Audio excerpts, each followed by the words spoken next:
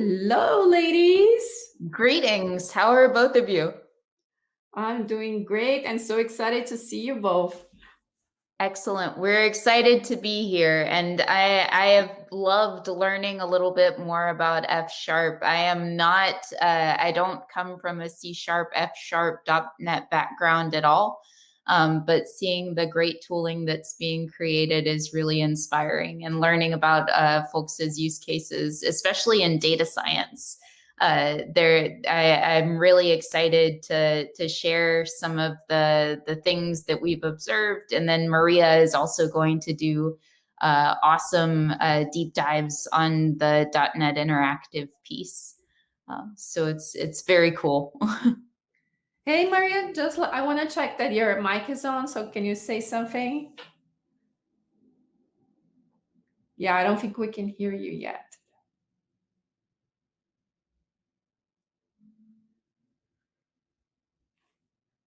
Yep, there might be a mute button in the browser. I know that these the conference software is all like, it feels like it's different for every single one. Yeah. Yep, but Any better now? yes, absolutely. Okay. All right. All right. I think my fancy mic is no longer working. Anyway, no. it's done its time. It's done its time. I think I've had it for like 6 years. You know. Oh no. All right, tried. time to ask for a new one then. So take it away, ladies. I'm excited to hear more about Polyglot notebooks. I'm always curious and I always find it fascinating, that topic, and always leave with full of ideas of how I could use that in my world and my day to day. So take it away. Right, perfect. Myra.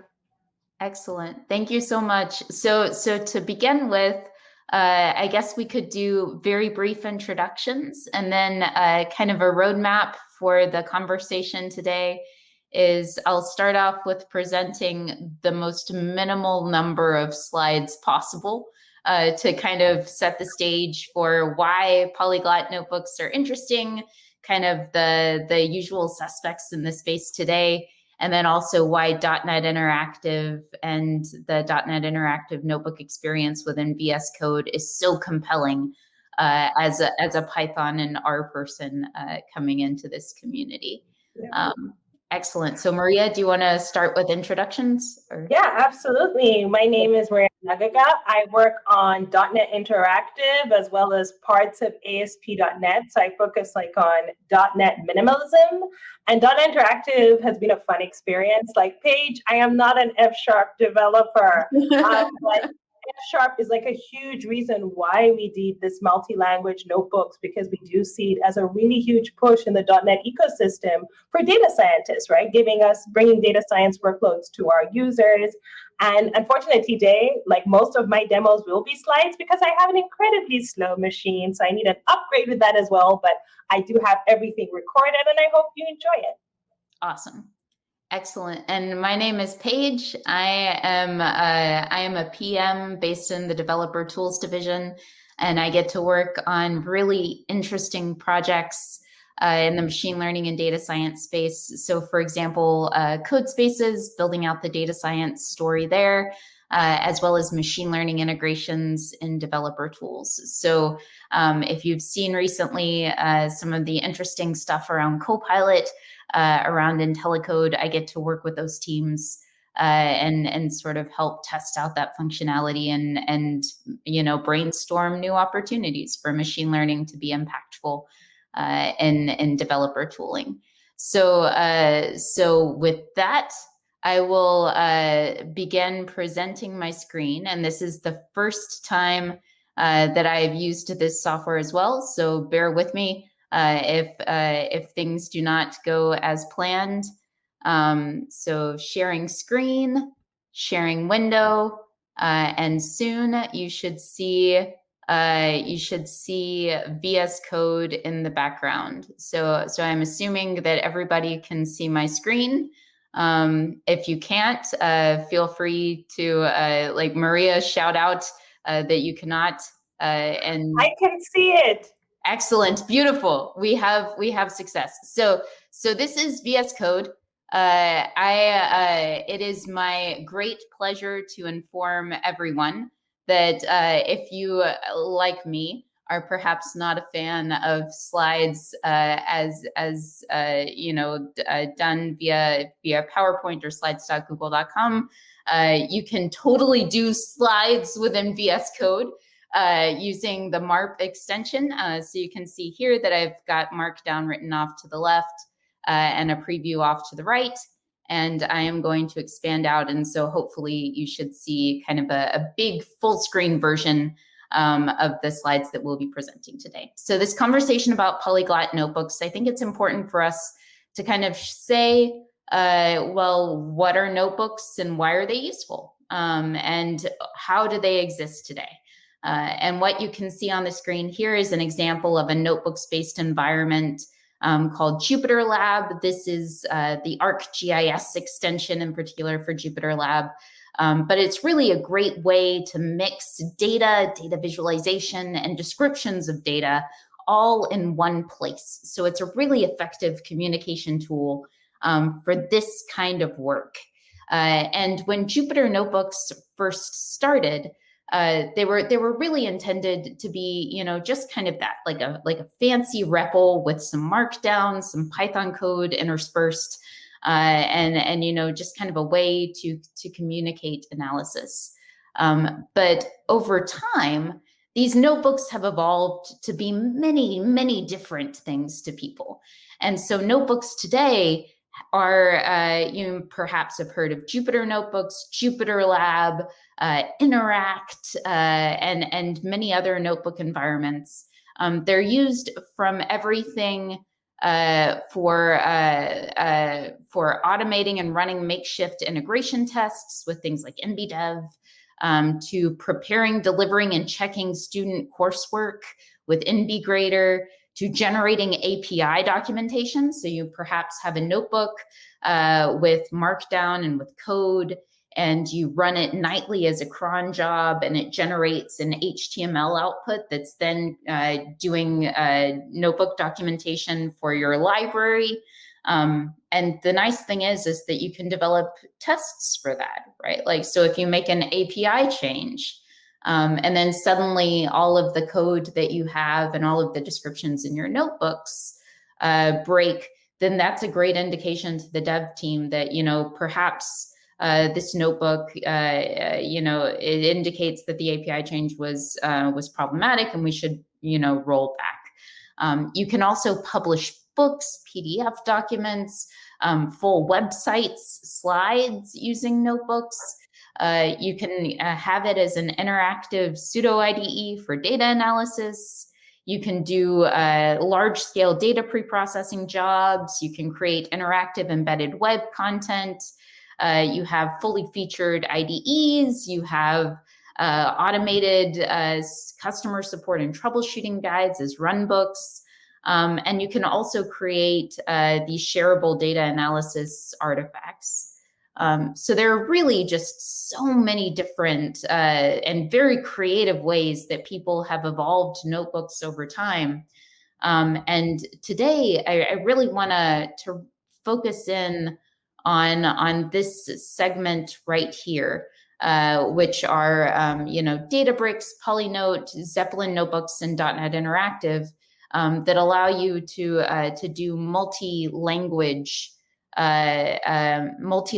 notebooks and to sort of support these large-scale workflows. And so multi-language notebooks are quite compelling for a number of reasons. And it's largely because, back in the day, I used to be a data scientist and a machine learning engineer. But you would create this beautiful analysis. Perhaps it's using Python or R, and Python and R as languages. They're great at many things, but they also leave a bit to be desired if you're moving into a production context. So I'm not sure if folks on the call are familiar with something called Pandas, but Pandas is a Python library for data preprocessing. If you need to do it on kind of in-memory data sets, it works nicely if you're just doing it on CSVs. if you want to take that model and to move it to work on large-scale streaming data, then Pandas suddenly does not work quite as well. And perhaps you would need to re-architect this experiment where your data input preprocessing steps are in something like C# or in Java or Scala, or something else that's a bit more performant. And so taking these analyses into production, it can get quite complex. And even if the entire sort of prototype of a model or a data analysis might be implemented in Python or R, the big broad scheme of things, the data validation steps, the data extraction, kind of these ETL pipeline building steps, the steps for building and testing and having pipeline components, all of this gets rewritten into other languages. And sort of your notebook, even though it has to be maintained over time and updated, it gets kind of dismantled and dispersed into these disparate files.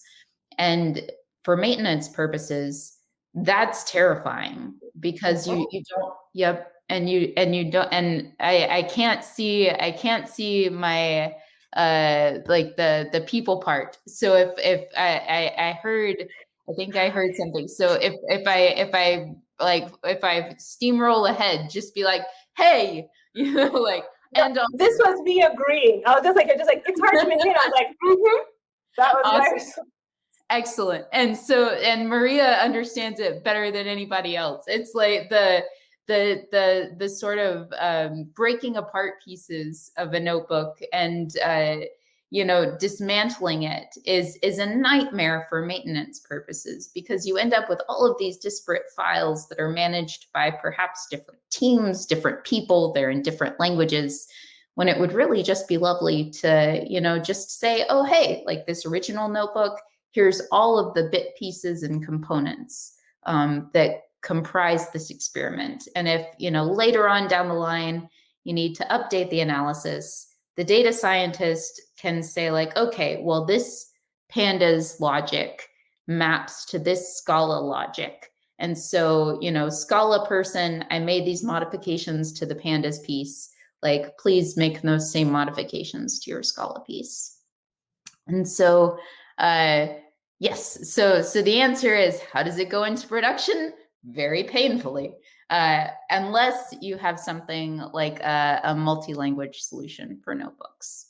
And with that, I am going to hand it over to Maria to talk a little bit about .NET Interactive notebooks and about some of the really interesting work and experiments her teams have been doing to bring this to VS Code.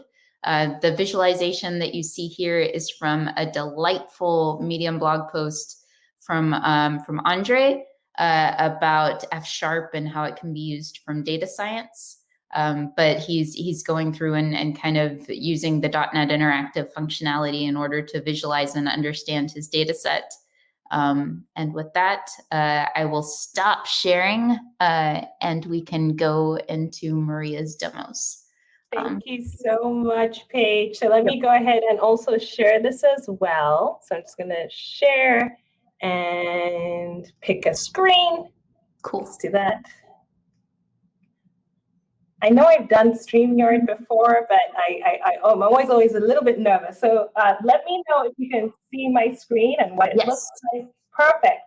So I wanted to kind of start by saying that when .NET Interactive, when we first pitched it, not when it was pitched to my team as an idea, it was one word. Hey, ML.NET and Spark.NET need Jupyter notebooks, and that was it.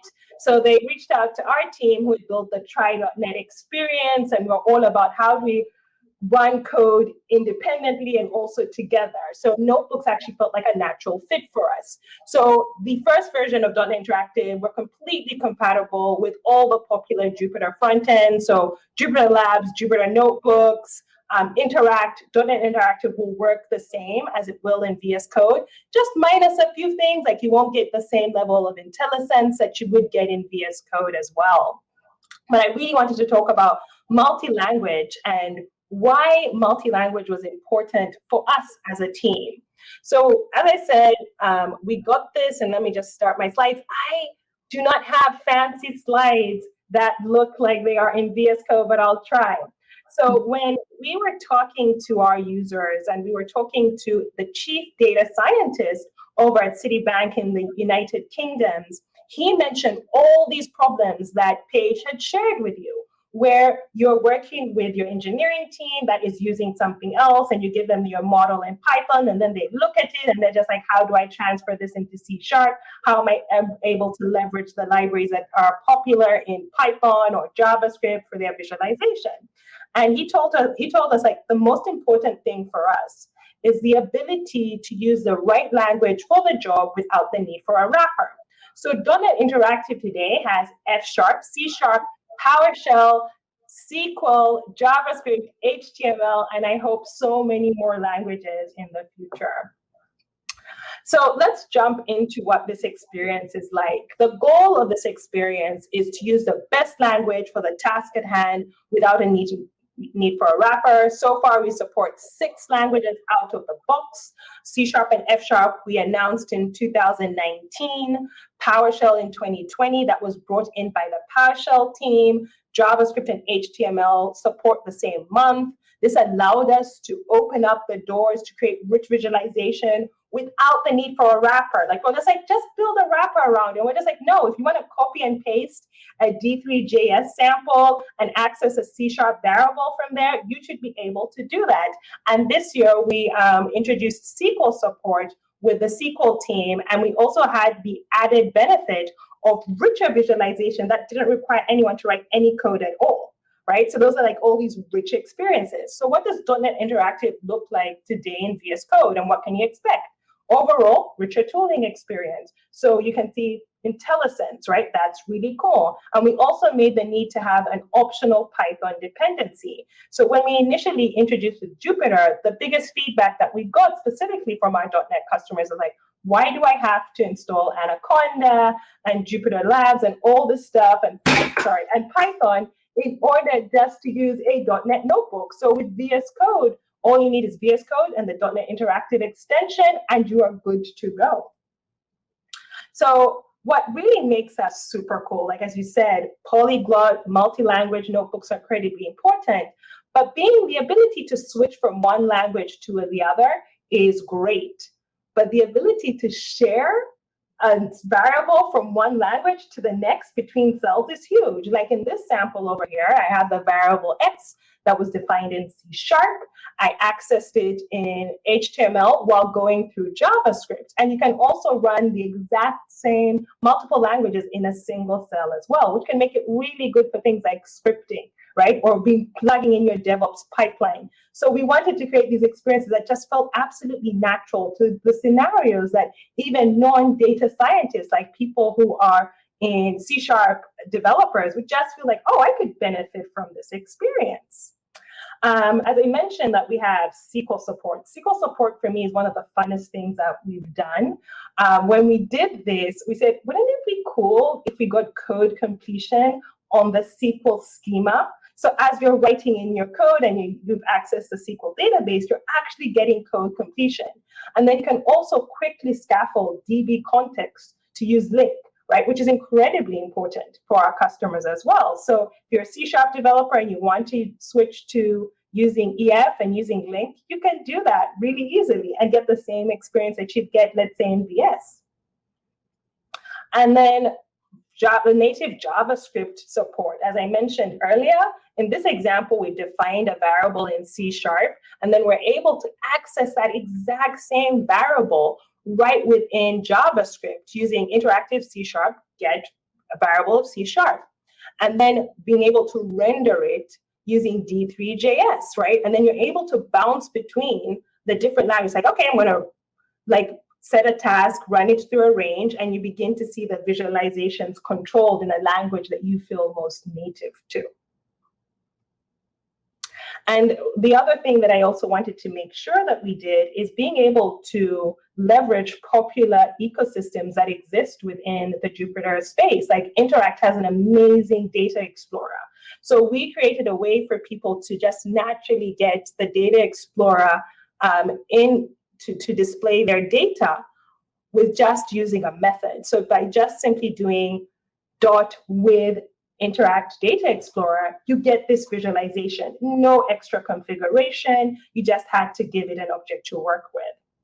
And we're also able to do the exact same thing with Sundance, which I think is an incredibly rich library. So everything that we use here is pulled through an extension. You use what you need. So I'm just going to fast forward a bit over here, and you get like cool visualizations like this, right? And you can spin them around, and like the user gets this by just adding an extension. And that's what we wanted for customers.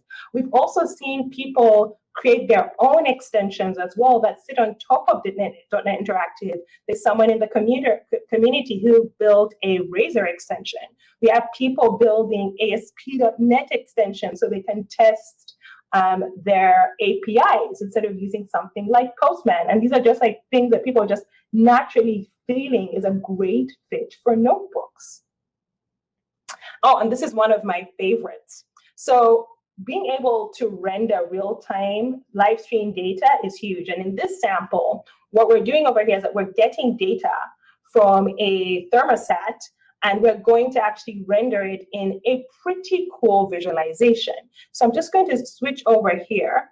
What we're getting over here is that we're able to pull in this JSON file, do all the data processing in C# and get this really nice 3D beautiful visualization just running in a notebook. You can think of this as a great way for education, a great way for you to build samples and tools. And when I was looking at Houston's demo before, I was just like, oh yeah, Houston could have pumped his data through something like this and get this really cool visualization, which would have both an IoT effect as well as this rich visualization that you get within a notebook.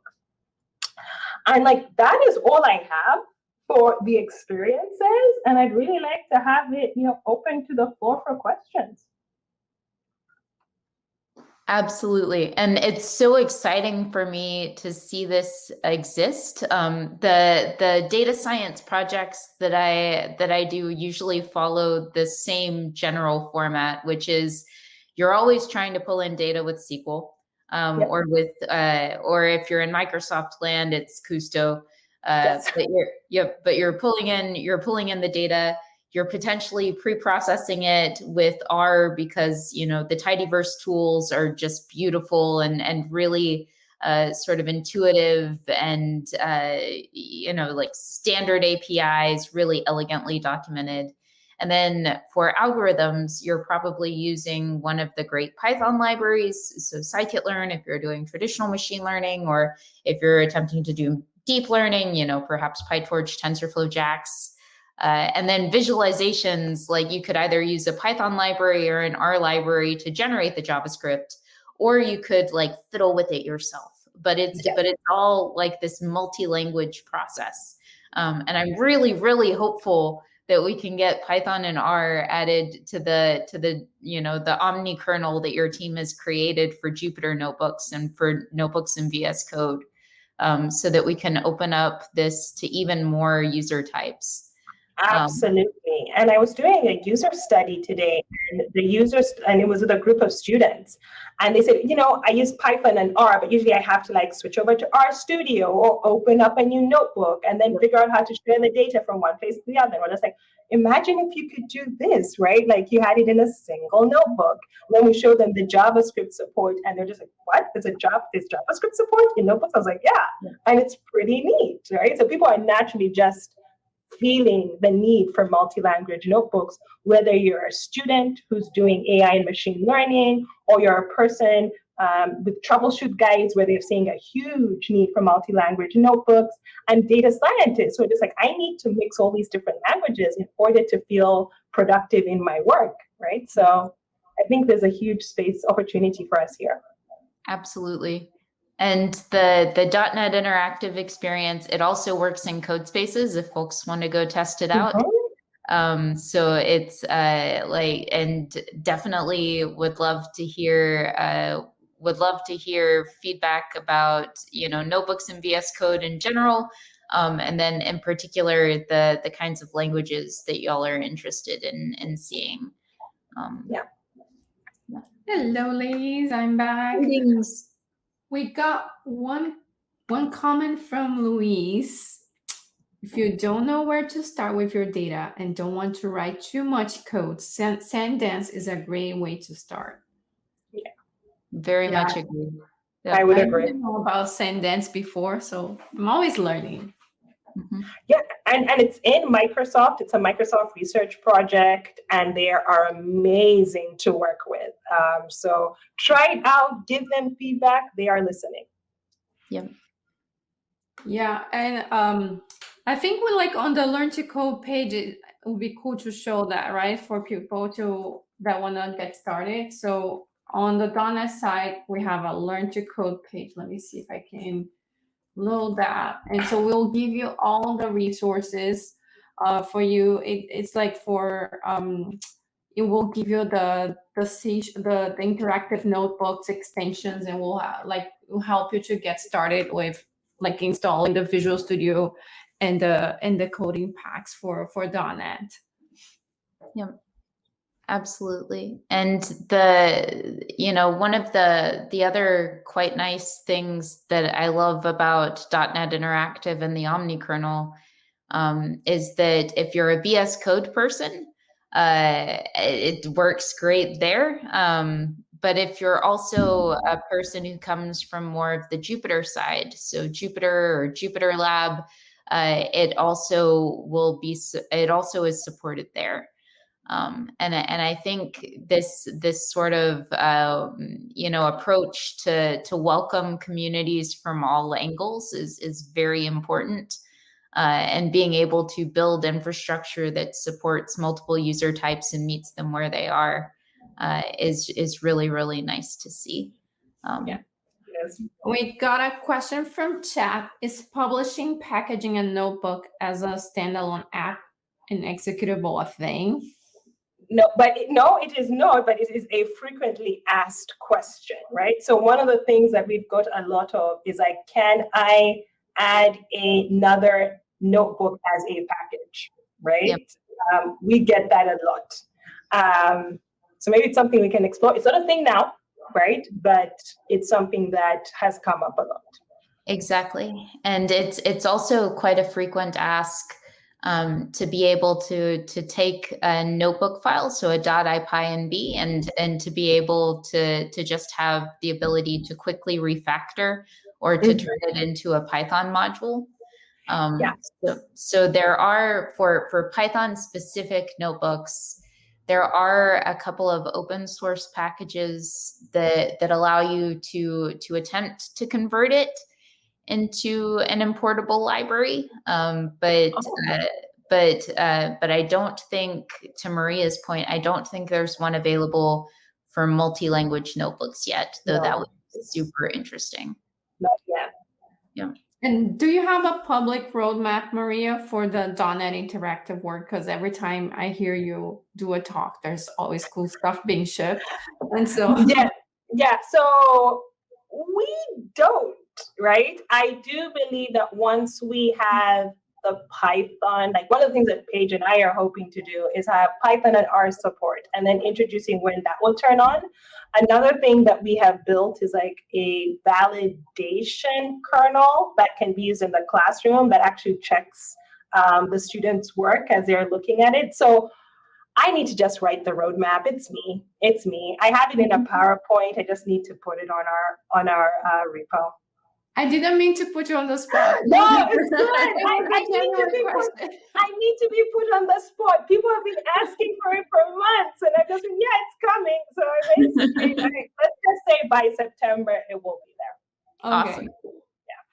Awesome. Thank you so much. I'm wrapping up my shift here at .NET Conf, so it was my pleasure to be here with you all.